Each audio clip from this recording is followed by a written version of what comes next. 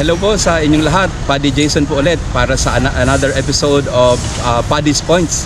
Nandito po tayo sa National Shrine of the Sacred Heart of Jesus. Happy Valentine's sa inyong lahat.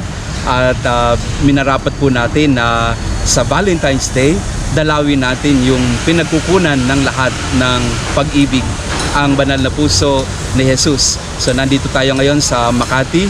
Ito po ang National Shrine of the Sacred Heart of Jesus. At pag-uusapan natin ngayon ang pag-ibig o pag-ibig sa mga millennial.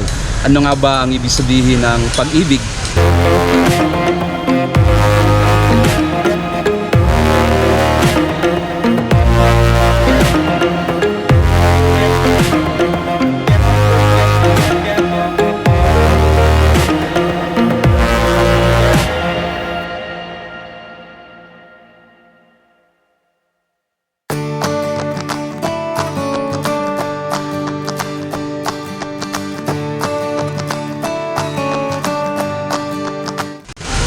Para sa marami, lalo na sa mga kabataan, ang pag-ibig ay tungkol sa nararamdaman mo sa iyong sinisinta, iniirog o minamahal.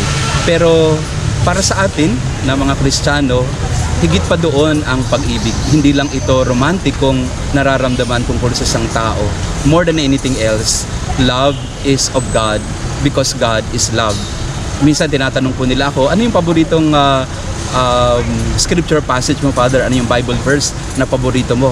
Ang lagi ko pong sinasabi ay 1 John chapter 4 verse 8. He who does not love does not know God, for God is love. At yun po yung pag-uusapan natin sa araw na ito. Ano ba ang pag-ibig ng Diyos?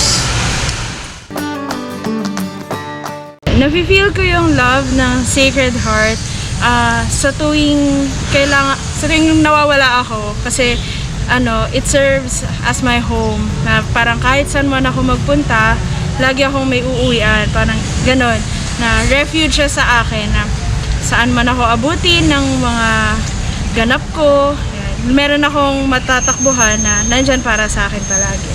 Nararamdaman ko yung pag-ibig ni Jesus sa aming devotion sa kabanal-banalang puso araw-araw, dahil patuloy niya kaming binibigyan ng biyaya ng pagmamahalan sa pamilya, kahit simple ang aming pamilya, as long as patuloy kaming nagmamahalan, nagkakaroon ng komunikasyon sa bawat isa. Sa pamamagitan nun, napapadaloy ni Jesus yung kanyang pag-ibig sa bawat isa sa amin. Alam mo, ang Sacred Heart is everything to me.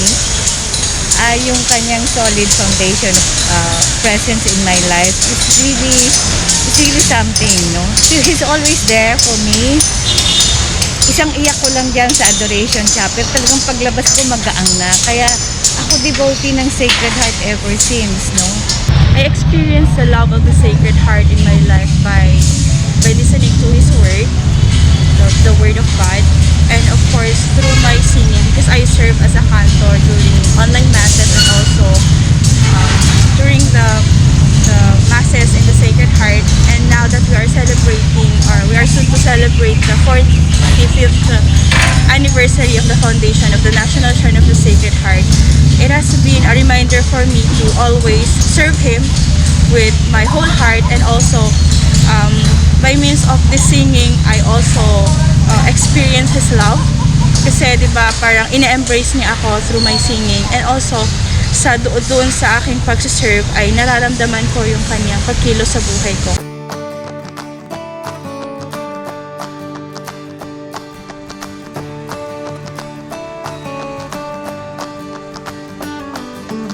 Pag pinag-uusapan ang February 14 ay pinagdiriwang ng lahat ang Valentine's Day, araw ng mga puso, araw ng pag-ibig at pagmamahalan. Pero sa ating pananampalataya, alam natin kung sino ang pinagmumulan ng pag-ibig. God is love. Ito yung pinakapangunahing katangian ng Diyos.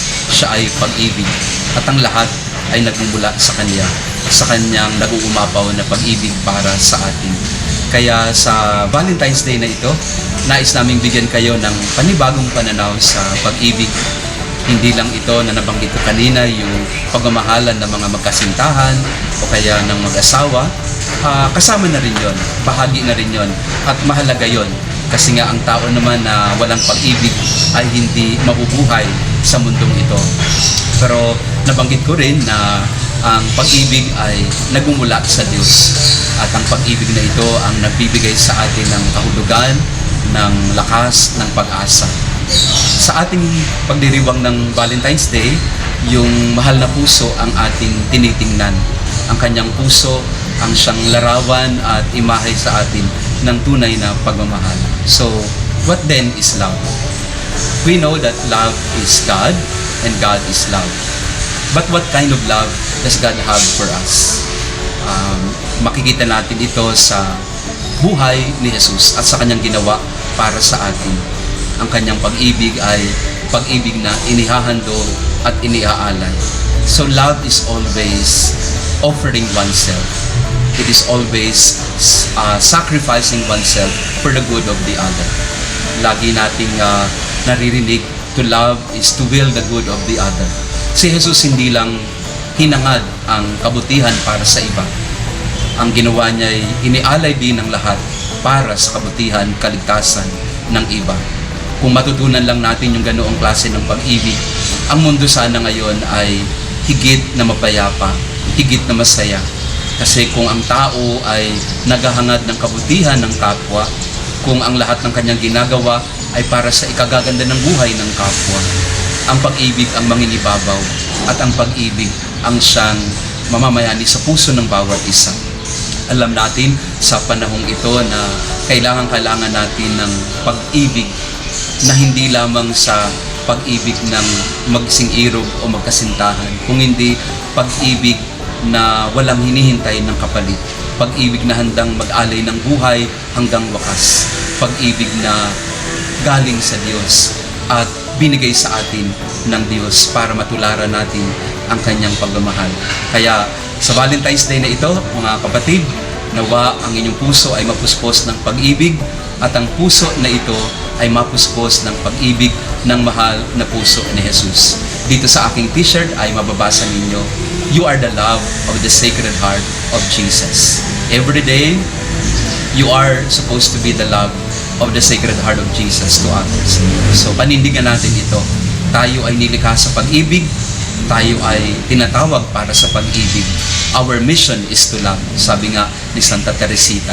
Kaya sa araw-araw, you are the love of the Sacred Heart of Jesus. Happy Valentine's sa inyong lahat.